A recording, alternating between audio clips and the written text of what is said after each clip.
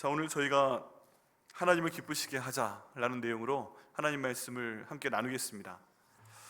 여러분, 설교에는 목적이 있습니다. 그 목적이 무엇이냐면 이 설교 말씀 들었던 말씀도 있을 것이고 또 듣지 못했던 말씀도 있을 것입니다. 그런데 이 설교의 목적은 무엇이냐면 이 설교의 주제 있잖아요. 거기에서 한 줄로 요약이 되면 돼요.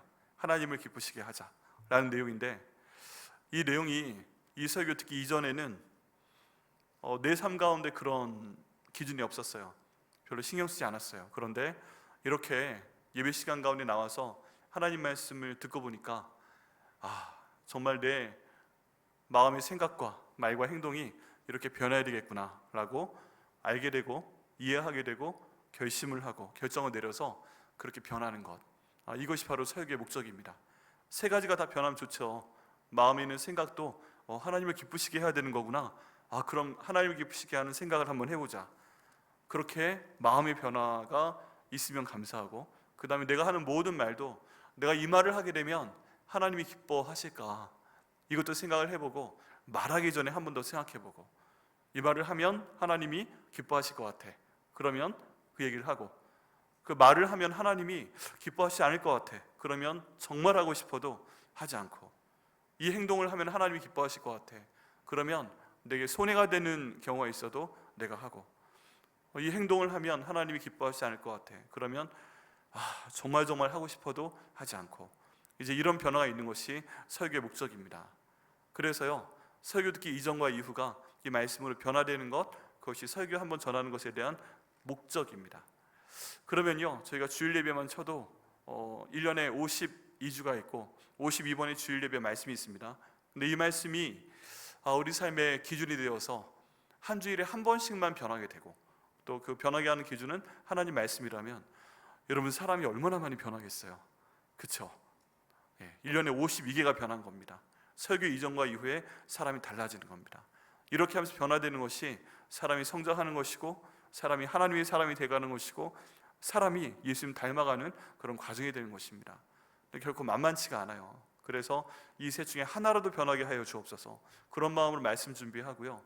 저도 그 부담이 있습니다. 하나님, 이런 말씀 전하는데 이 말씀 제가 순종할 수 없는 말씀이라면 저도 힘이 듭니다. 여러분, 설교자의 갈등과 그 어려움이 뭔지 아십니까? 이 말씀 선포했으면 그대로 살아야 되는데 굉장히 어렵습니다. 근데 그럼에도 불구하고 이 말씀 주시니까 선포하는 그것도 참 만만치가 않습니다. 그렇지만 그렇게 될 수 있도록 인도하여 주옵소서. 기도하며 이 말씀 전하는 것입니다. 그래서 오늘 말씀의 제목은 하나님을 기쁘시게 하자입니다. 여러분, 오늘 말씀 들으실 때 하나님, 이 말씀이 내 마음의 생각을 변화시킬 수 있도록 하여 주옵소서. 내 말도 변화시켜 주시고 행동도 변화시켜 주시고, 하나님, 이 말씀을 통해서 내 삶이 변화될 수 있도록 인도하여 주옵소서. 최소한 일주일에 한 번이라도 52번 변해서 52번 1년에 변할 수 있도록 인도해 주세요. 금요 성령 집회 나오시면 2배로 늘어납니다.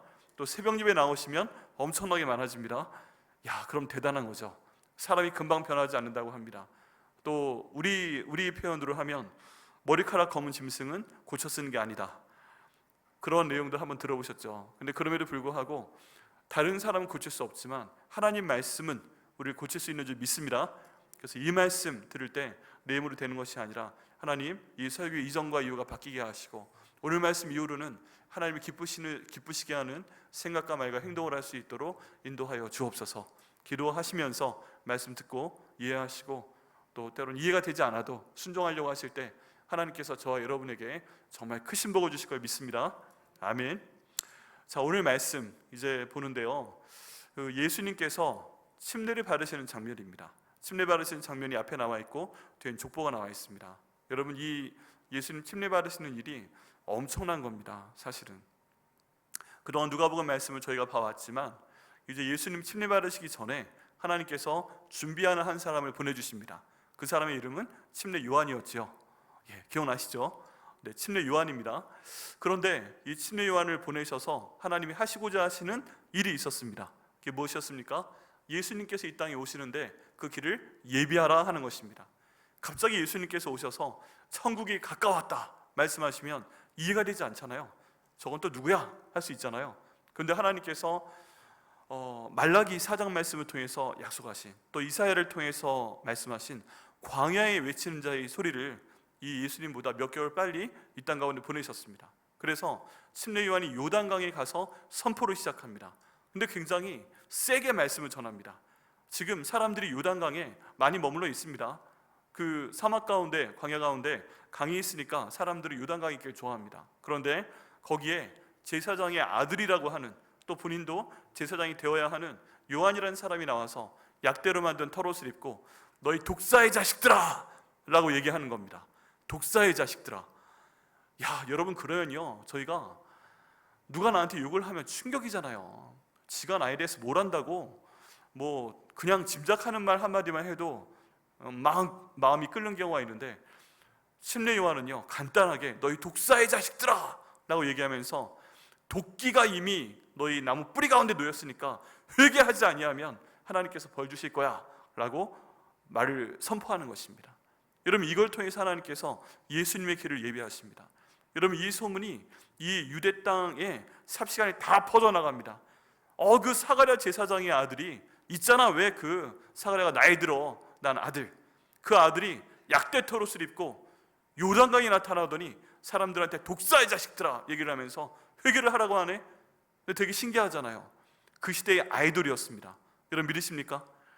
요즘의 아이들은 노래하고 춤추고 하지만 그 당시에 이런 엄청난 일이 벌어졌고 생각보다 빨리 온 유대 땅 가운데 퍼져나가게 됩니다. 그리고 이 침례 요한을 보기 위해 사람들이 몰려듭니다. 근데 거기에 별별 사람들이 다 있는 거죠. 그리고 그들에게 예수님 오시기 전에 준비하는 복음을 선포하되 회개하라 라는 말씀을 선포하는 걸 볼 수가 있습니다. 여러분, 이 말씀을 통해서 저희는 한 가지 좀 저희한테 적용할 수 있는 그런 내용을 찾게 됩니다. 무엇이냐면, 하나님께서 나에 대해서도 정말 중요한 일을 하시고자 할 때 하나님께서는 그 길을 준비해 주신다는 것입니다. 예수님의 길을 준비해 주시기 위해서 침례 요한을 보내시고 지금 이런 엄청난 그 일종의 소란을 불러일으키셨습니다. 근데 만약에 나를 쓰시고자 한다면, 내가 어떤 일을 하고자 할 때 그 일을 하나님께서 기뻐하시고 그 일을 사용하시고자 한다면 하나님 반드시 내가 알건 모르건 간에 준비해 주시는 걸 저희가 믿어야 됩니다. 믿으십니까? 네, 안 믿어지시는 것 같은데요. 그러면요, 한번 간구의 기도를 드려보죠. 한번 같이 기도 따라해 보시겠습니다. 하나님 아버지, 제가 계획하는 일을 기뻐하신다면 저희 앞에 사람을 보내서, 재정을 보내서 상황을 인도하셔서 미리 준비하여 주시옵소서. 아멘. 네, 저희가 기도했으니까 하나님께서 우리 앞에 준비해 주실 걸 믿습니다. 그렇게 침례 요한을 보내서 너희는 회개하라 라고 이 침례에 대한 그 회개에 대한 침례를 전파하도록 하십니다. 근데 굉장히 이것은 위험한 일이었습니다. 왜 그러냐면, 저희가 그 전 말씀에서 보았지만 지금 요단강에 나와서 이 침례 요한의 말씀을 듣는 사람들이 누군지 몰라요. 근데 두 부류의 사람들이 나와 있습니다. 첫 번째 부류는 세리도 그 자리에 있었어요. 세리가. 그러면서 이 세리들한테 독사의 자식들아 선포하니까 거기 있는 사람들한테 너 이름 불러가면 독사의 자식 이렇게 말한 건 아닌데 세리들이 마음에 찔렸어요. 그런데 여러분, 이때 여러분이 만약에 세리라면 어떻게 하시겠어요? 요즘으로 하면 세금을 걷는 사람이에요. 더 많이 걸을 수 있는 권한이 있어요. 세금을 10,000원만 걷어라 이렇게 내려왔다고 해도 정부에서 내가 50,000원 세금 걷고 싶으면 걸을 수 있는 사람들이 그 당시에 세리들이었습니다. 그러면 그 회개에 대한 내용을 듣고서 기분이 나쁘다고 하면 그 침례 요한을 요즘 표현으로 털 수 있어요. 아버지가 누구야? 사가랴야? 제사장이야? 쟤도 그런 거야? 그러면 세금 갑절로 때려! 그래가지고 세금을 거둘 수 있는 것도 가능합니다. 안 그러시겠어요? 기분 나쁘면 할 수 있는 상황이에요. 또 그 자리에 독사의 자식들아 했는데 로마의 군병들이 있습니다. 이 사람들은 그들이 갖고 있는 권한으로 아무나 잡아갈 수 있고 괴롭힐 수 있는 사람들이었습니다. 그런데 우리가 여기 서 있는데 독사의 자식이라고 하네? 건방진데? 하고 쟤네 집 털어! 알아보니까 사가랴야? 그러면 그 아버지부터 잡아와, 어머니부터 잡아와, 뭐 이럴 수 있는 거 아니에요? 그리고 저놈도 나중에 잡아가자 할 수 있어요. 굉장히 많은 어려움이 처할 수 있습니다. 그런데 하나님이 하라고 말씀하시니까, 하나님이 시키시니까 이 침례 요한은 여과 없이 하나님 말씀의 핵심, 자기를 통해서 말씀하시고자 하는 그 하나님 말씀 회개하라라는 내용을 선포하게 됩니다. 그랬더니 정말 놀랍게도 하나님께서 거기 있는 세린들의 마음을 주관하셔서 우리가 어떻게 해야 되는 거죠? 라고 물어보게 되고, 침례 요한은 정한 것 외에는 더 받지 마라, 그리고 절대로 다시는 더 죄를 짓지 마라 라고 얘기해 주게 됩니다. 로마 군병들도 와서 물어봅니다. 우리는 어떻게 하면 될까요? 사람들 애꿎게 괜히 뒤집어 씌워가지고 괜히 잡아가지 마라. 알겠습니다. 이러면서 회개 침례가 이루어지게 됩니다. 여러분, 그 당시에 요한이 했던 이 침례는 놀라운 것이었습니다. 사람들이요, 그 말을 듣고서 공격할 것 같은데 오히려 그 말씀에 순종을 합니다. 침례를 받고 나온 사람들은 이제 굉장히 기분이 좋지요. 그리고 궁금증을 갖게 됩니다. 이 지금 나에게 침례를 준 저 신기해 보이는 제사장 가문의 아들인 저 침례 요한이 우리가 기다리는 그 메시아가 아닐까 라고 궁금해합니다. 질문을 합니다. 당신이 그 메시아가 맞아요? 우리의 주인이 맞아요? 우리의 왕이 되실 분 맞아요? 근데 침례 요한은 분명하게 얘기합니다. 아닙니다. 내 뒤에 정말 우리의 주인 되시는 분, 정말 우리의 왕이 되실 메시아가 오시게 되어 있는데 나는 많이 부족해서 그분이 신발끈이 풀어졌을 때 신발끈을 다시 묶어드리는 것도 나는 못하는 사람이에요. 많이 부족해요 라고 예수님에 대해서 분명히 얘기하게 됩니다. 그 다음에 예수님이 등장하시게 되고 많은 사람들한테 침례 요한은 당당하게 선포합니다. 바로 저분이 내 뒤에 오실 주님이시고 메시아이시고 우리의 모든 죄를 용서하실 세상 죄를 지고 가시는 하나님의 어린 양입니다. 이렇게 선포하고 자신의 역할을 마무리하게 됩니다. 여러분, 이런 상황 가운데서 이제 오늘 본문의 말씀이 나오게 됩니다. 오늘 본문의 말씀은 예수님께서 침례를 받으시는 내용입니다. 침례를 받으시는 내용. 그런데 지금 오늘 본문의 말씀 저희가 아까 읽어봤는데요, 2절 말씀밖에 안 돼요. 일단 앞에 침례에 대한 장면이 21절에 백성이 다 침례를 받을세 예수도 침례를 받으시고 기도할 때 하늘이 열리며 성령이 비둘기 같은 형체로 그의 위에 강림하시더니 하늘로부터 소리가 나기를 너는 내 사랑하는 아들이라 내가 너를 기뻐하노라 하시니라 라고 침례에 대한 내용이 간단하게 나와 있습니다. 여기 보면 21절 앞에 백성이 다 침례를 받는다, 놀라운 말씀이라고 했죠. 아까 말씀드렸지만 그 당시에 아이돌입니다. 너무너무 심심하고 재미없는데 침례 요한 같은 사람이 나타났다 해서 많은 사람들이 요단강을 몰려들었는데 그 사람들 중에 어떤 사람은 받고 어떤 사람은 안 받고, 이게 아니라 성령 하나님께서 이 사역을 준비하시고 이 사역의 본질은 뭐예요?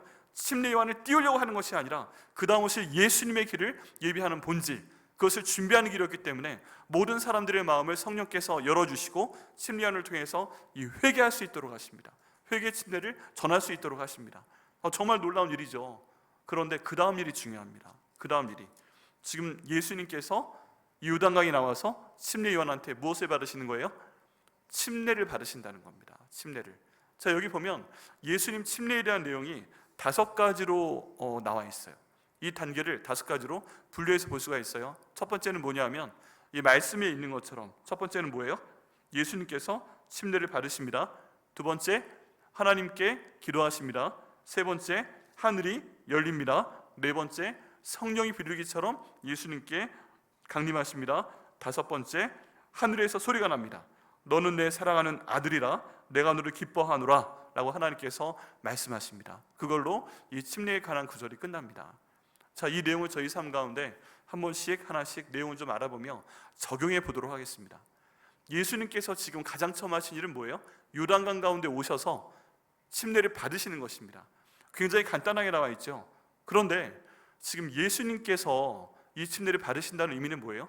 여기 침례 요한이 전파하고 있는 메시지가 뭐예요? 너희는 뭐 해라? 회개해라. 너희 잘못한 모든 것에 대해서 회개해라. 예수님 오시기 전에 너희가 잘못한 모든 마음의 범죄, 모든 입술로의 그 말 잘못한 범죄, 너희가 잘못한 행동에 대한 범죄 다 회개해라. 지금 이거를 얘기하고 있는 겁니다. 여러분, 저희가 마음에 대한 것들, 마음에 있는 거 회개하는 거 쉽지가 않아요. 우리가 어쩔 때는 마음에 있는 걸 그대로 얘기하는 경우도 있어요. 근데 어떤 경우에는 마음속에 있는 동기를 보게 되면 나쁜 생각하는 경우도 있죠. 나쁜 생각하고 말은 좋게 하는 경우도 있어요. 나쁜 생각하고 행동은 또 좋게 보이는 것처럼 속이는 경우도 있어요. 그런데 이 모든 걸 지금 바꾸라고 회개하라고 하는 겁니다. 그렇다면 지금 예수님께서는 그 자리에 가셔서 똑같은 메시지를 들은 거예요. 너희는 회개하라. 천국이 가까웠다. 하나님이 심판하실 거야. 도끼를 가져오셔서 너희가 남으라면 네 밑에 패서 그거 다 장작으로 만들어서 불에 던질 날이 멀지 않았어. 회개해라. 이런 말씀을 선포하고 있는데 예수님께서 그런 메시지를 듣고 침례 요한한테 침례를 받는 게 말이 됩니까? 예수님께 잘못한 게 있으세요? 예수님께서 회개할 게 있어요? 여러분 가만히 생각해 보면 이건 기가 막힌 것입니다. 예수님께 무슨 잘못이 있겠어요? 예수님께 회개할 게 뭐가 있겠어요? 예수님은 하나님이십니다. 그런데 모든 사람들이 잘못하는 걸 보고 하나님께서 내 형상을 닮은 사람들이 자꾸만 잘못하고 짐승들을 잡고 죽어가고 짐승들이 죽어가고, 근데 계속 죄는 반복되고 마치 그냥 1년 지나면 또 죄를 짓고 또 죄를 짓고 또 죄를 짓고 매년마다 짐승을 한 마리씩 잡고 그렇게 하는 거 보니까 너무 안타까우셔서 예수, 네가 가서 대신 저 모든 사람들의 죄를 지어줘야 되겠다. 그런데 사람들이 자기 피를 흘려서 자기 죄에 대한 용서를 받아야 되는데 너는 처음 태어난 아담에서부터 나중에 하나님의 나라가 임할 때 마지막 때까지 있는 그 마지막 사람의 죄를 위해서 다 네가 그 피를 흘려줘야 되기 때문에 가장 잔인하게 죽게 될 거다. 그 당시에 가장 어려운, 가장 잔인하고 몸에 있는 피 한 방울까지 다 흘러내게끔 만드는 십자가형을 통해서 네 몸에 있는 피 한 방울까지 짜내게 될 거다. 고통스러울 거다. 그래도 가겠니? 예수님은 가겠다고 말씀하셨기 때문에 이 땅에 오신 것입니다. 여러분, 이 세상 가운데서 사람이 만든 그 죽음의 방법 중에 가장 잔인한 게 바로 십자가형이고, 또 저희가 패션 오브 크라이스트 그런 영화를 봐도 예수님께서 그 십자가형을 당하시기 전에 온몸을 채찍으로 맞고 또 가시관도 쓰고, 그거 의도된 겁니다. 우연한 게 아닙니다. 왜 그래요? 그 모든 과정을 통해서 몸에 있는 모든 혈관을 통해서 신경이 파괴되고 그 모든 것들을 통해서 온몸의 피가 밖으로 나오도록 만든 철저하게 고안된 계산된 형벌이 바로 십자가의 형이에요. 근데 그것을 예수님께서 알고 받으셨습니다. 그러기 위해서 죽기 위해 이 땅에 오신 분이 바로 하나님 아버지이십니다. 이 땅에 오신 분이 바로 예수 그리스도이시고, 그럴 줄 알고 이 땅에 보내신 분이 바로 하나님 아버지시고, 그 모든 사역 가운데 예수님이 힘들까 봐 함께 하시며 하나님께서 성령과 능력을 기름부터 하셔서 이 땅 가운데서 일하도록 하신 분이 바로 하나님 아버지이십니다. 그럼 잘못한 게 없죠. 또 우리 예수님께서 그 얼마나 그 순종을 잘하셨어요. 우리가 이미 지나간 말씀 가운데서 봤지만 하나님이신 예수님께서 이 땅 가운데 오셔서 그 당시에 가장 천한 직업 중에 하나인 목수의 아들로 태어나셨습니다. 많이 부족했을 겁니다. 어머니도 많이 부족했을 것이고요. 부족한 걸 저희가 봤죠. 네. 보통 이번에 우리 김일랑 목사님, 장일랑 전도사님 아이 소진이가 태어났는데 그 장면을 기억할 것입니다. 저도 대학교 4학년 된 아들이 하나가 있고 이제 고등학교 1학년 딸이 하나 있지만 이 아이를 탄생하는 모습, 그때 있었던 모든 상황이 거의 다 기억이 납니다. 여러분 다 기억나시죠? 아이를 처음 태어나는 순간 그 모든 상황, 무슨 말 했던 거 다 기억나시죠? 그런데 이 예수님의 아버지 요셉, 예수님의 어머니 모리아는 아니 어떻게 된 건지, 예수님께서 태어났을 때 얼마나 큰일이 벌어졌어요? 세상에 동방박사들이란 사람들이 딴 나라 옷을 입고 와서 이 아기 예수를 축하하는 예물을 드렸잖아요. 황금과 유향과 몰약을. 이 바벨론에서 온 사람들입니다. 다니엘의 제자들입니다. 그런데 이 사람들이 와서 예수님께 선물을 드리면서 뭐라고 그랬어요? 왕으로 태어나신 분이다, 하나님이 보내신 분이다. 또 그 근처에 밤에 양을 지키고 있던 목자들에게 하늘의 천군과 천사가 막 나타나가지고 지금 저 그 여관에 마국간에 이 땅에 보내실 왕이 태어나실 것인데 너희는 가봐, 그분이 너희를 구원하실 분이야 라고 천사가 하는 얘기를 듣고서 목자들이 찾아왔잖아요. 그걸 봤잖아요. 그걸 다 경험을 했는데 지난번에 말씀드렸던 대로 성전에 올라갈 때 보니까 이 예수님이 하나님의 아들인 걸 까먹고 있고, 예수님이 지금 왜 성전에 있는 걸 까먹고 있고, 내가 내 아버지 집에 거해야 될 줄 알지 못하세요? 이런 얘기 하니까 그 아빠 엄마가 이해를 하지 못했다고 되어 있습니다. 그럴 수는 없는 거죠. 이 예수가 어떤 분인데 어느새 키우다 보니까 이 하나님의 아들인데, 하나님 보내신 하나님의 아들인데 까먹고 있었다는 게 말이 돼요? 그런데 그 당시의 상황을 보면 까먹었던 거예요. 얼마나 부족합니까? 또 얼마나 가난합니까? 근데 그럼에도 불구하고 예수님은 그 아버지 어머니께 순종하면서 성장하셨는데 하나님과 사람에게 큰 기쁨을 받았고 하나님과 그 사람들이 사랑하였더라라고 성경에 묘사가 되어 있습니다. 여러분, 자기가 비교를 해봤을 때 나보다 못한 사람에게 순종하는 거 참 어렵습니다. 그렇지 않으세요? 네. 우리가 사람들을 만나봤을 때 나보다 못한 사람이 내 위에 있어요. 그럼 순종하기 쉽지 않죠. 짜증이 많이 납니다. 네. 그런데 예수님께서는 하나님이신데 이 땅에 오셔서 정말 자기보다 많이 부족한 이 육신의 부모님인 요셉과 마리아에게도 순종을 하셨던 그런 분이세요. 그리고 또 한 번의 순종이 지금 기다리고 있습니다. 그게 뭐예요? 이 침례를 받는 장면인데 요한이 전한 것은 회개 침례이기 때문에 지금 예수님께서는 회개할 게 없는데 예수님께서 두 가지 이유에서 이 침례를 받는 것을 볼 수가 있습니다. 예수님께서 왜 요한한테 침례를 받으셨나? 여기에 대한 많은 학자들의 얘기가 있습니다. 다 말씀드릴 필요는 없어요. 두 가지만 말씀드리겠습니다. 하나는 예수님께서 침례 요한에게 침례를 받으시면서 죄를 회개하셔야 되는데 누구의 죄를 회개하시는가? 본인의 죄가 아니라요, 우리 모든 사람들의 죄를 대신 회개하시기 위해서 이 침례를 받으신 줄 믿습니다. 두 번째는요, 죽음을 준비하기 위해서 앞으로 내가 해야 될 것이 무엇인지 그것을 정확히 인식하기 위해서 이 침례를 받으신 것을 저희가 생각하고 이해하고 믿어야 됩니다. 여러분, 침례라는 것은 뭐예요? 침례는 성경에 나와 있는 세례와 침례 이렇게 나와 있는데, 성경에 나와 있는 세례와 침례로 번역되는 단어는 밥티조라는 단어입니다. 이 밥티조는 물속에 완전히 들어갔다가 나오는 것을 의미합니다. 인류 역사 가운데 이 밥티조라는 헬라어 단어가 제일 처음 시작됐던 게 있어요. 호모의 일리어드와 오디세이라는 글이 있는데 거기 보면 그 가운데 있는 주인공이 바다를 건너갑니다. 그런데 굉장히 큰 오징어가 큰 촉수를 가지고 쫙 바다 밖으로 뻗어서 이 주인공이 탄 배를 바닷속으로 확 끌어당깁니다. 그리고 물은 완전히 물속으로 들어갔다가 촉수를 놓으니까 탁 하고 떠올라요. 그때 이 장면을 묘사할 때 밥티조라는 단어를 사용합니다. 물속으로 완전히 들어왔다가 나갔다는 뜻이죠. 그런데 이 모습대로 만약에 침례가 밥티조라는 단어가 쓰인 것이라면 오늘날 많은 교회에서 하는 것처럼 물을 찍어서 뿌려주는, 세례인데 닦을 세자를 씁니다. 물을 이렇게 닦아주는 그런 게 아니라 물속에 들어갔다가 나오는 것이 많습니다. 그리고 예수님께서 이때 받으신 침례도 요단강에서 완전히 물속에 들어갔다가 나온 것입니다. 물속에 들어가는 것은 죽는 것을 얘기하고 올라오는 것은 다시 사는 것을 의미합니다. 그리고 우리가 얘기하기에는 물속에 우리가 예수님의 이름으로 침례를 받을 때 예수님과 함께 내가 죽었습니다. 올라올 때 예수님과 함께 내가 살았습니다. 이것을 의미한다고 말씀을 드렸습니다. 그런데 지금 이 상황에서 예수님께서는 이 물속에 들어가시기 전에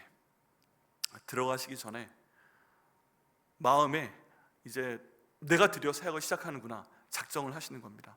물속에 들어가는 것은 죽는 것이고 물속에서 나오는 것은 사는 것인데 하나님 나를 보내신 그 일을 내가 지금부터 하겠습니다. 예수님이 이 땅에 오신 목적은 뭐예요? 아주 간단히 말하면 죽기 위해서 오신 거예요. 누굴 위해서요? 나를 위해서, 또 우리 모든 인류 위해서 죽기 위해서 오신 것입니다. 그래서 그 물속에 들어가는 것은 내가 죽는 것이다. 그게 예수님이 하시는 사명이에요. 여러분, 예수님의 사명은 죽는 것까지였어요.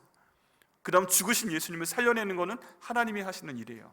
전에 한번 성령의 역할에 대해 말씀을 드릴 때 설명을 드렸지만 죽는 것은 예수님이 하신 일인데 이 죽으신 예수님을 다시 살려내시는 것은 성령의 역할입니다. 예수님의 사명은 잘 죽으면 되는 것이었어요. 그래서 마가복음에 보면 예수님이 돌아가시는 것에 대한 장면이 설교가 5번이 나옵니다. 쭉 진행이 되다가 내가 죽을 거야 설교하시고, 내가 죽을 거야, 죽을 거야, 죽을 거야, 죽을 거야 5번 설교를 하시는데 제자들은 못 알아들어요. 예수님께서 예루살렘에 가면 왕이 되실 걸로 생각을 하는데 예수님이 하시는 말씀은 한결같이 똑같습니다. 내가 죽을 거야, 너희 죄를 위해 죽을 거야, 너희 죄를 위해서 내가 대신 피를 흘릴 거야, 그걸 위해서 내가 이 땅에 왔다. 예수님께서는 계속 말씀을 하시는데 우리 하나님께서는 지금 예수님한테 요단강에 들어가 침례 요한한테 침례를 받게 하는 것을 통해서 네가 해야 될 일은 뭐다? 죽어야 되는 것이다 하는 것을 말씀해 주시는 것입니다. 그리고 올라오면서 내가 살려낼 것이다 하나님께서 말씀해 주시는 거죠. 이 침례를 지금 받아야 되는가 말아야 되는가에 대한 부분이 있는데요, 예수님께서는 받으셔야 되죠. 근데 여러분, 한번 이 장면을 좀 더 생각을 해보겠습니다.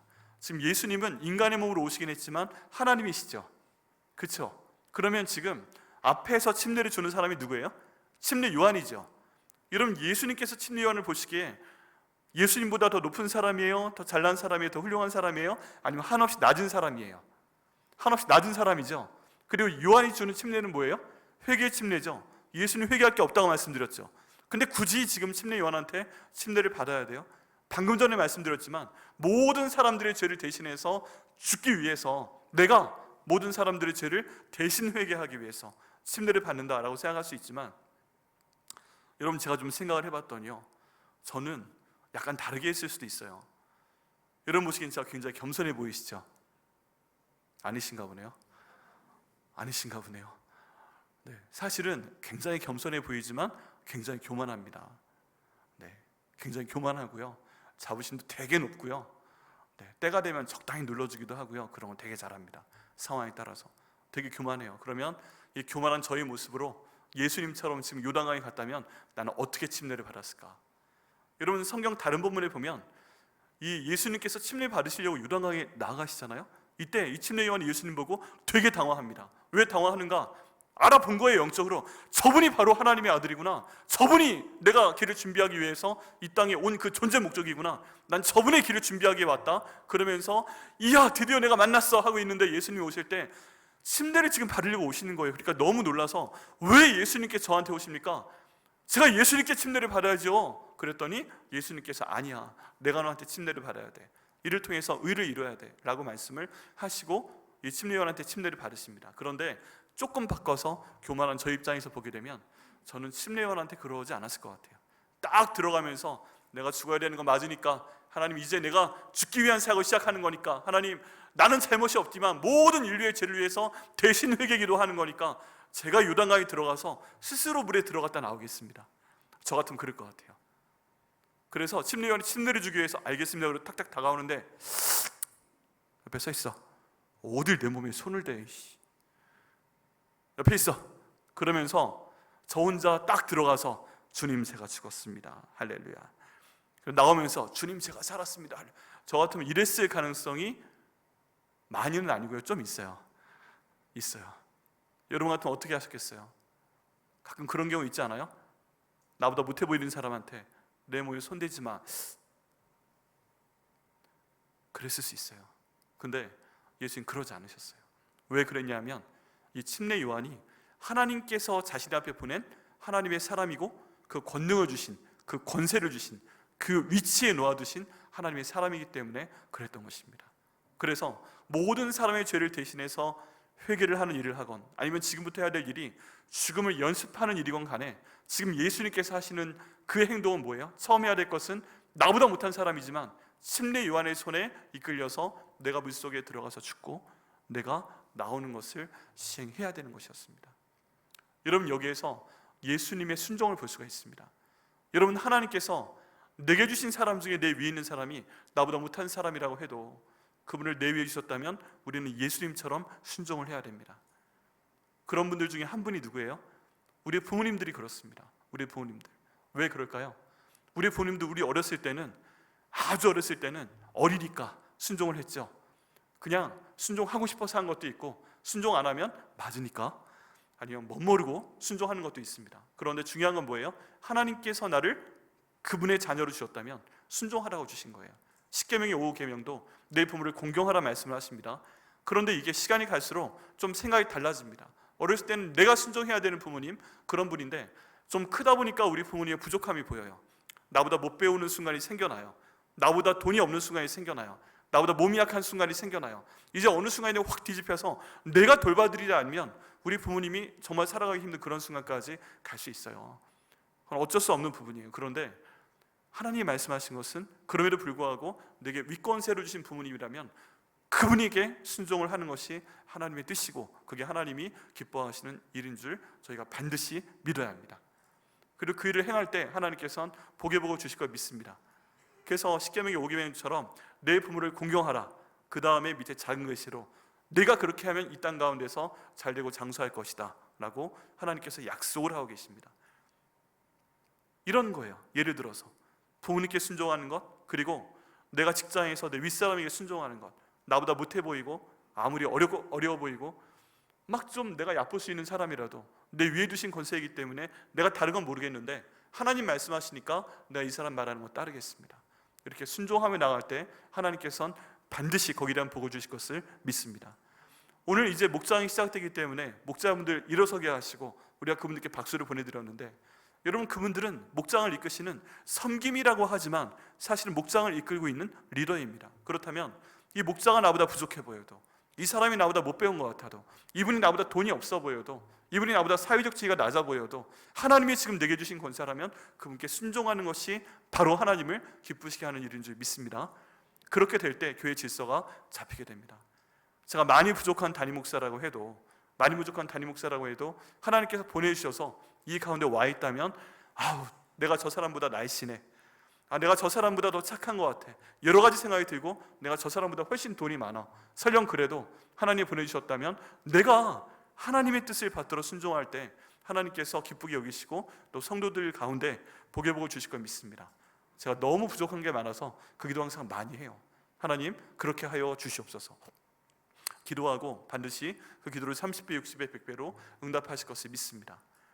여기 첫 번째, 예수님께서 침례를 받으시는 장면, 결코 만만한 장면이 아닙니다. 근데 그럼에도 불구하고 예수님께서 침례요한에게 순종하시면서 인류의 죄를 대신해서 회개기도 하시며 내가 앞으로 죽어야 될 것이다, 이것을 결심하고 물속에 들어갔다 나오셨을 때 바로 하나님의 의를 이루시는 것을 저희가 볼 수가 있습니다.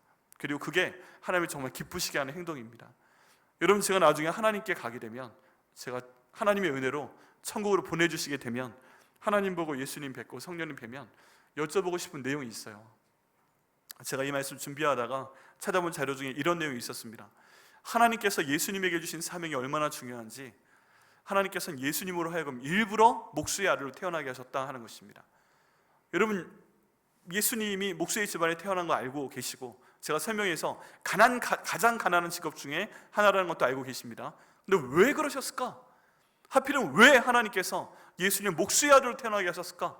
다른 직업들도 많이 있는데 어부의 아들은 안 됐어? 물고기라도 실컷 먹게? 좀 부유하잖아요. 왜 목수의 아들이었을까? 그런데 그 해석에는 이렇게 되어 있었습니다. 뭐냐 하면, 하나님께서는 예수님이 태어나서 모든 사물에 대해서 지각할 수 있을 그 무렵부터 십자가에 대한 훈련을 미리 시키셨다는 것입니다. 예수님의 사명은 뭐예요? 십자가에서 죽는 것까지예요. 살려내시는 건 하나님의 일이에요. 그런데 여러분, 십자가가 돌로 돼 있어요? 나무로 돼 있어요? 나무로 돼 있죠. 예수님의 팔과 예수님의 다리에 그 못을 박는 것은 무엇 가지고 박는 거예요? 망치를 가지고 박는 거죠. 그리고 박을 때 쓰는 도구는 뭐예요? 망치로 하는데 실제로 이 팔과 다리를 뚫는 그건 뭐예요? 못이잖아요. 모든 직업 중에서 나무를 다루고 망치를 가지고 못을 가지고 나무에 박는 그것을 가장 많이 하는 직업이 뭐예요? 목수인 거죠. 그러면서 무슨 말씀을 하느냐, 하나님께서는 예수님이 까먹을까 봐 혹시나 예수님께 계속 지금 이 땅에 보내신 목적, 사람들이 죽어야 되는 건데 십자가에서 죽어야 되는 그 목적을 위해서 어렸을 때부터 나무를 다루게 하시고 망치를 손에 들게 하시고 못을 받게끔 하시면서 네가 이 모든 사람들의 죄를 대신해서 죽어야 한다 하는 것을 태어났을 때부터 예수님의 공생의 30세가 시작되기까지 30년간 계속 경험하게 하셨다는 것입니다. 저는 이 내용을 보고요, 몸을 떨었어요. 하나님 정말 대단하시구나. 하나님 일을 이루시기 위해서 이렇게까지 하신 거야? 그래서 목수의 아들로 태어나게 하실 거야? 만약에 하나님이 내게 원하시는 게 있다면 나도 그렇게 해오셨겠구나. 내 존재 목적이 그런 게 있다면 그렇게 훈련시켜 오셨겠구나. 그래서 예수님은 그를 위해 살아가셨구나. 그리고 그 시작하는 시점이 바로 이 순간이고, 이때 하셨던 행동이 뭐예요? 바로 침례 요한에게 침례를 받으시는 것이었던 것입니다. 여러분, 놀라운 얘기인데요, 이런 순종을 통해서 하나님은 하나님께서 말씀하시는 근거를 마련하시게 됩니다. 하나님 뒤에 뭐라고 말씀하세요? 내가 너를 사랑한다, 그리고 내가 너를 기뻐한다 라고 말씀을 하십니다. 여러분, 저희가요 죽어야 될 때가 있습니다. 죽어야 될 때가. 가장 문제는 뭐예요? 내가 살아있기 때문이잖아요. 살아있기 때문에 실망합니다. 여러분, 배우자에 대해서 실망하십니다. 그죠? 그리고 부모님에 대해 실망하시고 자녀들에 대해 실망을 많이 하게 됩니다. 그리고 같이 내가 일할 때 일하는 직장 종류들 때문에 실망 많이 하고요. 그리고 때론 교회 때문에 실망하십니다. 저 때문에 실망하실 일도 많이 있으실 거고요. 그리고 목자 때문에, 목원 때문에 실망하실 경우 많이 있습니다. 굉장히 많은 것들이 실망투성이에요. 그런데 그 이유 중에 하나는 뭐다? 내가 아직 죽지 못했기 때문에 안 해도 되는 건데. 여러분, 우리 모두는요, 우리가 이기고 싶어요. 최선의 방어는 뭐예요? 공격하는 거잖아요. 만약에 어떤 말싸움이 벌어졌을 때 상대방이 정말 내 잘못에 대해서 뭐라고 지적을 하게 되면 내가 거기서 피해 나갈 수 있는 방법은 뭐예요? 가만히 듣고 있다가 짜증이 나게 됐을 때 난 뭐 하면 돼요? 똑같이 공격하면 돼요. 당신은 깨끗해? 잘못한 거 있잖아. 이 내용이 부부간에 벌어지고요, 부모 자녀 간에 벌어지고요, 일하는 동료 간에 벌어지고요, 교회 안에서도 벌어집니다. 그런데 그 모든 상황이 일어난 원인은 뭐다? 내가 아직 죽지 못했기 때문에. 하나님, 내가 주님의 사람 되기 위해서, 정말 하나님께 칭찬받는 사람이 되기 위해서 예수님께서 이 사역 시작하실 때 침례 받으시며 내가 먼저 죽고 내가 먼저 살아났듯이 그것을 저희가 경험할 수 있도록 인도하여 주옵소서. 그러면요, 그런 마음으로 살게 되면 우리 마음과 우리 입술의 말과 모든 행동이 하나님을 기쁘시게 하는 그런 것이 될 것을 믿습니다. 이제 이것이 진행이 되었을 때 그 다음 두 번째가 나타나게 됩니다. 두 번째는 뭐냐 하면 예수님께서 하나님께 기도하십니다. 내가 이제 죽었으니까, 내가 이제 살아났으니까 그 다음에 하나님과 대화하는 관계로 들어가게 됩니다. 저희도 똑같습니다. 내가 하나님과 죽고 예수님과 함께 죽고 예수님과 함께 살아났다면 그 다음에 나 혼자 내가 주인 되어 사는 것이 아니라 하나님과 대화하며 사는 거예요. 하나님, 이 생각하면 하나님 기뻐하세요? 이 말하면 하나님 기뻐하세요? 이 행동하면 하나님 기뻐하세요? 아니에요? 아니라면 내가 진짜 하고 싶은 말인데 이거 하지 않을게요. 내가 진짜 하고 싶어하는 행동인데 이거 하지 않을게요. 내가 이 행동, 이 말하는 거 전혀 하고 싶지 않은데 하기를 원하세요? 그거 말하면 저 손해볼 것 같아요. 왜 자꾸 저한테 어려운 일 시키세요? 예수 믿으면 복을 받아야 되는데 왜 이렇게 자꾸만 정직하게 살라고 해서 손해를 보게 하세요? 우리 그런 거 있죠. 우리가 유익을 얻기 위해서 선한 거짓말을 해야 되는 경우도 있습니다. 그런데 기도해 보니까 그것도 거짓말이다, 하지 마라. 그러면 내가 손해보는 거죠. 손해보는 거죠. 어떤 행동을 하지 말아야 되는데 하면 손해보는 것이고, 이런 모든 것들이 갑자기 나에게 막 다가오면서 고민이 됩니다. 이때 저희가 해야 될 건 뭐예요? 하나님과 예수님처럼 대화하는 것입니다. 짧은 순간 이거 기뻐하세요? 이거 할까요? 이거 말할까요? 하지 말까요? 뭘 기뻐하시는 거예요? 이렇게 저희가 하나님께 여쭤봤을 때 저희 인생 가운데 놀라운 기준이 생기게 됩니다. 그게 뭐예요? 내 삶의 기준은 하나님을 기쁘시게 하는 것이다. 내가 이렇게 생각하는 것도 하나님께서 기쁘시게 하면, 내가 이렇게 말하는 것도 하나님을 기쁘시게 하면, 내가 이렇게 행동하는 것도 하나님을 기쁘시게 하는 것이라면 내가 하겠습니다. 이런 삶의 기준이 우리 삶 가운데 딱 정립이 되게 된다는 것입니다. 그래서 예수님이 하나님과 대화하셨다면 하나님, 저와도 대화해 주세요 라고 말씀을 하시고 하나님께 기도하실 때 하나님께서 응답하실 걸 믿습니다. 그 다음에 세 번째 놀라운 일이 벌어집니다. 하나님께 대화를 하니까, 말을 하니까 하늘이 열립니다. 기도하니까 하늘이 열려요. 여러분, 저희가 가장 보기 원하는 게 뭡니까? 문이 열리는 거잖아요. 내 앞을 가로막고 있는 문이 있으면 이거 열어주옵소서 하는 건데, 그보다 더한 게 뭐예요? 하나님이 살아계시나? 하고 하늘을 봤는데 천장에 막혀있는 게 아니라 하늘의 문이 열려서 나에게 보고 주신다? 하늘이 열렸네? 하늘이 뻥 뚫렸네? 그리고 내가 하늘을 딱 봤더니 하나님과 내가 눈이 딱 마주치네? 내가 하나님 도와주옵소서 하고 주여 하고 소리를 들었는데 하늘의 문이 열리면서 하나님의 손으로 내 손을 위해서 딱 잡아주실 때, 여러분, 그게 바로 우리가 원하는 순간 아니겠습니까? 그런데 하나님께서 그 일을 지금 이루고 계신 것을 보게 됩니다. 어떨 때? 예수님과 함께 죽고 살아났을 때, 하나님께 기도했을 때 하늘의 문을 열어주셔서 우리를 붙들어 주실 것을 믿습니다. 그러면요, 아무리 어려운 순간이라도 하늘의 문이 열리고 내 손을 잡아주시면 그건 게임 끝나는 것입니다. 그걸 지금 예수님께서 체험하고 계시다는 것입니다. 그 다음 네 번째 단계는 뭐예요? 네 번째 단계는 성령이 비둘기 같은 형태로 예수님께 강림하시게 됩니다. 성령 하나님께서 강림하시자 이제 그 다음에 예수님 사역이 시작이 되는 것입니다.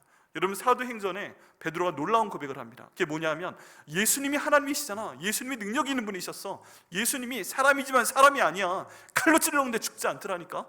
뭐 그런 예수님이 아니고요. 베드로의 고백은 무엇이냐면, 예수님은 우리와 똑같은 사람이었다. 근데 하나님께서 성령과 능력을 기름 붓듯 하셔서 설교도 하게 하시고 병도 고치게 하시고 귀신들도 쫓아내도록 하셨다라는 것입니다. 예수님은 저희와 똑같은 분이셨어요. 똑같이 약해요. 그분도 배면 피나요. 그분도 배 고파요. 그랬는데 그 모든 일을 하실 수 있는 이유는 뭐였다?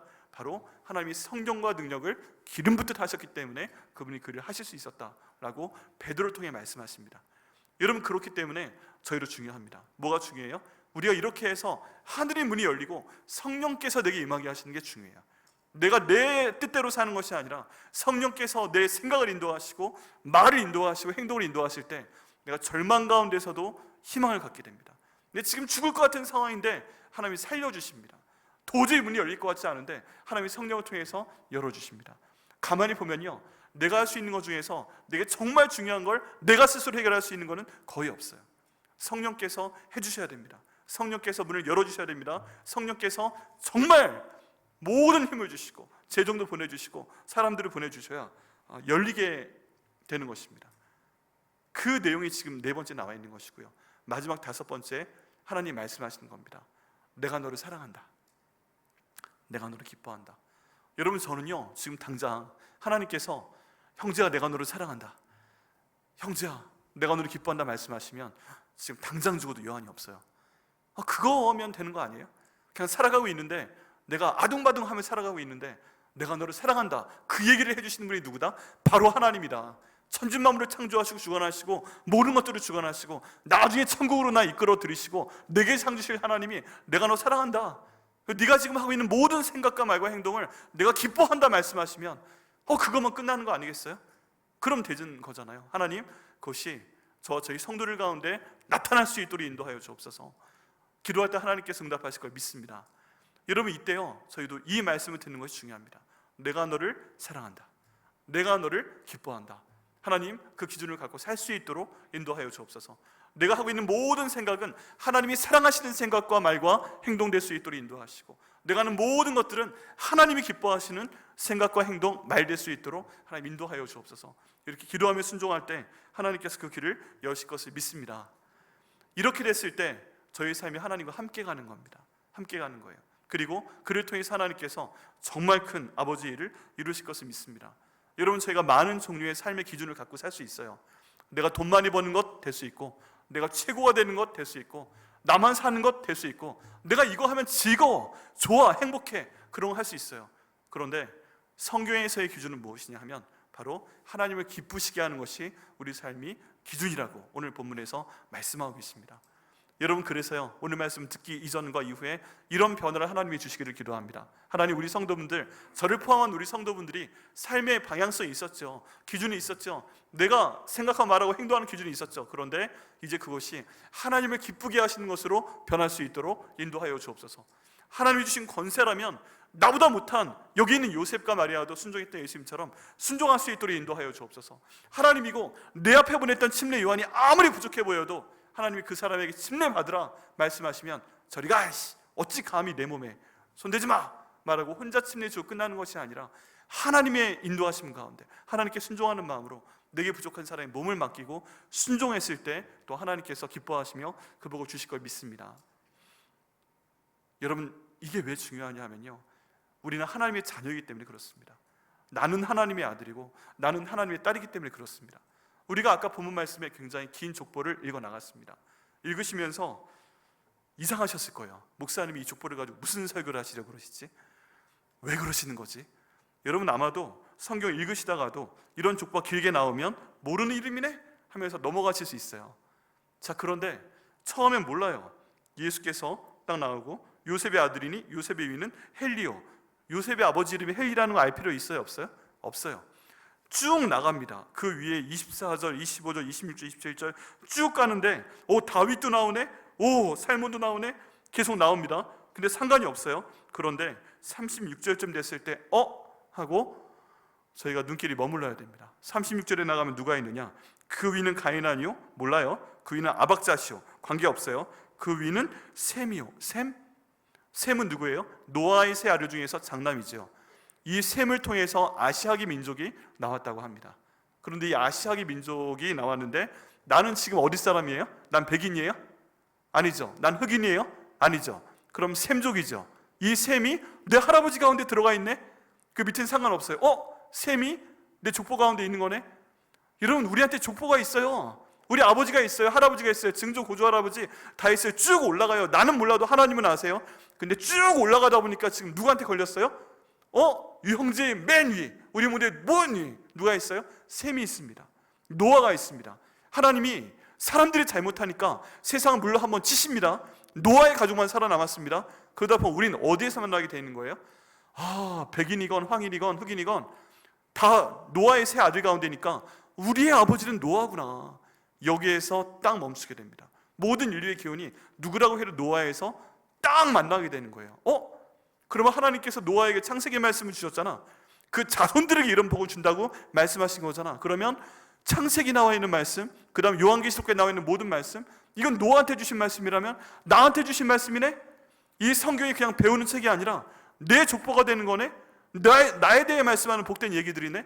그리고 더 올라갑니다. 더 놀라운 얘기 있는데요, 그 위는 레멕이요, 그 위는 무드셀라요, 그 위는 에녹이요. 에녹은 누구예요? 하나님이 너무 사랑하셔서 하나님과 동행하니까 에녹과 엘리야 두 사람은 살아있는 채로 하나님께서 천국에 데려가셨다는 사람이잖아요.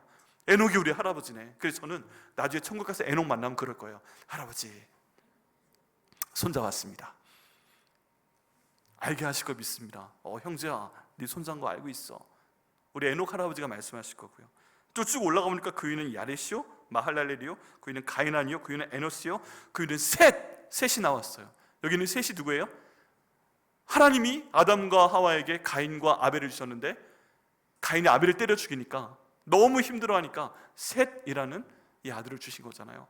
나는 가인의 후손도 아니고 아벨의 후손도 아니고 나는 셋의 후손이구나. 그럼 또 셋이 성경에 나와 있는 사람인데, 이야, 내가 그 족보 가운데 있는 사람이구나. 그럼 그 위는 누구인 거예요? 아담이 있고, 그 위는 누구예요? 하나님이에요. 야, 아담이 내 할아버지구나, 이 족보에 따르면. 그리고 그 아담을 만드신 분이 하나님이니까 내 위는 하나님이구나. 그럼 나는 지금 궁극적으로 쫙 연결해 보니까 누구의 아들인 거예요? 나는 하나님의 아들이구나. 나는 하나님의 딸이구나. 그럼 이 성경은 나한테 주신 말씀이구나. 그러니까 이 성경 말씀을 기억하고 그대로 내가 순종할 때 하나님께서 나를 기뻐하시겠구나 라는 것을 저희가 알 수 있습니다. 여러분 믿으십니까? 우리 한번 선포해 볼까요? 가슴에 손을 대시면서, 나는 하나님의 아들입니다. 나는 하나님의 딸입니다. 이 성경은 우리 가족의 이야기입니다. 믿으십니까? 아멘입니다. 자, 그러면 저희가 이제 적용을 좀 해봐야 되겠는데요. 그럼 하나님이 기쁘시게 하는 그 일을 위해서 내가 지금 해야 될 건 무엇인가요? 그것은 첫 번째, 오늘 광고에 나온 것처럼 성경을 읽으셔야 됩니다. 왜냐하면 이게 우리 가족의 이야기잖아요.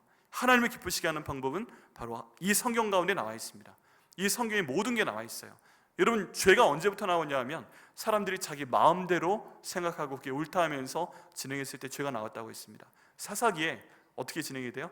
모든 사람들이 자기 생각에, 자기 소견에 옳은 대로 행하였다 하면서 이 땅이 엉망이 되었습니다. 여러분, 지금도 그러는 거예요. 내가 하나님을 기쁘시게 하려면 여기에 나와 있는 대로 하면 되는 거예요. 근데 여기에 나와 있는 대로 안 하고 내 마음대로 한 다음에 하나님 기뻐해 주옵소서 하면 말이 안 되는 거예요. 간단한 예로 이렇습니다. 여러분, 저희가 교통신호를 보게 되면 빨간색은 멈추는 것이고 파란색은 가야 되는 것이잖아요. 그런데 나는 어떻게 믿냐 하면 거꾸로 하는 거죠. 나는 빨간색을 보면 가야 된다고 믿고 있어. 나는 파란색을 보면 멈춰야 된다고 믿는 사람이야. 내가 맞아! 그러면서 모든 사람들이 빨간색에 멈추고 파란색에 가고 있는데 나는 반대로 하라. 그러니까 신호등이 빨간색으로 딱 바뀌었는데 나는 어떻게 해요? 나는 운전해서 우웅 하고 운전해서 가버려요. 그럼 어떤 일이 생겨요? 큰 사고 날 수 있죠. 경찰이 딱 잡아요. 왜 빨간색인데 가서 사고 내고 그래요? 그랬더니 내가 보기에 저 빨간색은 가라는 사인이에요. 내가 맞아요. 그럼 어떻게 돼요? 그러면은 당신이 맞는 게 맞소 그러면서 보내줘요? 아닙니다. 파란색 불이 떴는데 다른 사람 붕 하고 가는데 나는 파란색을 보니까 서야 돼요. 그래서 막 시속 80km 다니다가 파란색 보고 파란색이네 하고 그 브레이크를 딱 밟고 그게 안 돼가지고 핸드브레이크까지 딱 올려버렸어요. 차가 돌면 섰어요. 그런데 뒤에서 똑같이 80으로 달려오던 차가 앞에 갑자기 서버리니까 그 제동거리가 안 되니까 팍 박아버렸어요. 그 사람이랑 막 뭐라고 합니다. 왜 파란불인데 섰어? 내가 보기엔 파란색이 서는 거니까 그랬지. 내가 맞다니까. 이 사람아, 파란색은 가란 사인이야. 내가 믿기엔 파란색이 서는 거야. 이 사람아, 내가 맞아. 왜 갖다 들이받아? 라고 얘기했을 때 여러분 어떻게 생각하세요? 사람이 맞는 대로 살면 안 됩니다. 하나님께서 기뻐하신 사람이 되기 위해선 하나님의 방식으로 그 법을 알고 가야 되고, 그걸 위해선 이 성경을 반드시 읽어야 됩니다. 처음에 창세기부터 요한계시록까지 읽으셔야 돼요. 왜? 이 시대에 많은 분들이 목사님, 내가 이런 꿈을 꿨어요. 하나님 이 꿈 통해 나에게 말씀하시는 것 같아요 라고 했을 때 저는 그 꿈 하나님이 주신 거라고도 믿습니다. 아멘 아멘 하며 들으면서 좋은 꿈이면 집사님 좋으시겠어요, 권사님 좋으시겠어요, 그런 얘기 해요. 그런데 이 성경이 있기 때문에 하나님께서는 성경을 통해 말씀하세요. 성경을 통해 기도하게 하시고 성경 가운데 어떤 말씀이 떠오르게 하셔서 이게 하나님의 뜻임을 보이시는 것이 하나님의 뜻입니다. 그렇기 때문에 우리가 하나님을 기쁘시게 하는 자가 되기 위해서, 하나님께 사랑받는 자가 되기 위해서 가장 먼저 해야 되는 것은 성경을 알고 이해하는 것입니다. 이해하지 못해도 돼요. 그냥 알고 있어도 돼요. 그럼 목사님이 성경을 언제 읽어야 됩니까? 여기에 대한 답은 제가 명쾌하게 드릴 수 있습니다. 가장 젊을 때 읽으셔야 됩니다. 가장 젊을 때. 아직 우리 가운데 성경을 한 번도 읽지 못한 분이 계시다면 가장 젊을 때 이 성경을 꼭 한번 읽어보시길 바랍니다. 우리 가운데 장로님들, 우리 가운데 권사님들, 우리 가운데 집사님들, 우리 가운데 있는 목자님들, 우리 가운데 있는 교육 목자님들 가운데 성경을 아직 한 번도 읽지 못하신 분이 계시면 여러분 성경을 가장 빨리 읽으셔야 되는데 그 기회를 이번 11월 1일부터 12월 10일까지 드립니다. 밖에 신청서 있는데 신청하시고요, 올해가 지나가기 전에 성경을 꼭 한번 읽으셔서 하나님을 기쁘게 하는 방법이 무엇인지 한번 읽어보시고 성리 인도하심 가운데 따라오시길 바랍니다. 하나님께서 반드시 그 결정 자체로 기뻐하시고 복이 복을 주실 거 믿습니다. 아멘이세요? 아멘. 두 번째는요, 이제 저희 아까 광고한 내용들은 필리핀 선교에 대한 내용입니다. 우린 못 가도 우리가 보내고 200만 원의 예산이 필요한데 여러분 이 금액에는요 지금 세 분이 가시게 됐습니다. 우리 장훈 집사님, 정경훈 집사님, 김동훈 집사님 세 분이 가시는데 이분의 비행기표, 먹을 거, 숙박비 안 들어가 있어요. 장비 구입비만 200만 원입니다. 기도하기에는 더 드릴 수 있으면 좋겠어요. 비행기 값도 좀 보태시고 거기 가시면 선교사님이 밥을 사주는 게 아니라 사들여 가면서 일을 해야 됩니다. 그 놀라운 비밀을 아십니까? 선교지에 가면 얻어먹는 게 아니라 사들여야 됩니다. 하나님 그 비용도 주시고 넉넉하게 하나님 보낼 수 있도록 인도하셔서 이를 통해 그 산타로사 지역에 모든 그 음향을 잘 정비할 수 있도록 인도하시고 이 하나님을 전하는 소리가 잘 전달될 수 있도록 인도하여 주옵소서. 저희가 그분들 보낼 때 하나님께서 그 일은 크게 기뻐하실 걸 믿습니다. 그러니까 기도하시고 거기에 헌물 부탁드리겠습니다. 그게 너무 많이 넘어가서 이게 500만 원 넘어가 이렇게 되면 어느 정도까지 보내드리고 나머지는 교회 재정으로 사용하게 됨도 양해해 주시길 바랍니다. 그리고 이 헌금이 많아도 저한테는 이런 한 장 들어오지 않습니다. 하나님 나라 위에 쓰입니다. 그렇기 때문에 이 일을 하실 때 산타로사 지역에 있는 하나님의 사람들을 위해서 또 헌신해 주실 때 하나님께서 기뻐하실 것을 믿습니다. 여러분 저희가 오늘 하나님을 기뻐하게 합시다라는 제목으로 함께 말씀을 읽었습니다. 이제 처음 말씀드린 대로요 결심을 하셔야 됩니다. 하나님, 내가 이 예배 이전과 이후에 달라지겠습니다. 이 예배 이전까지는 그런 인생의 목적 없었지만 이제는 내가 하나님을 기쁘시게 하는 자가 되기 위해서 내가 생각하고 말하고 행동하겠습니다. 이렇게 정하실 때 하나님께서 놀라운 복을 저희 가운데 주실 것을 믿습니다.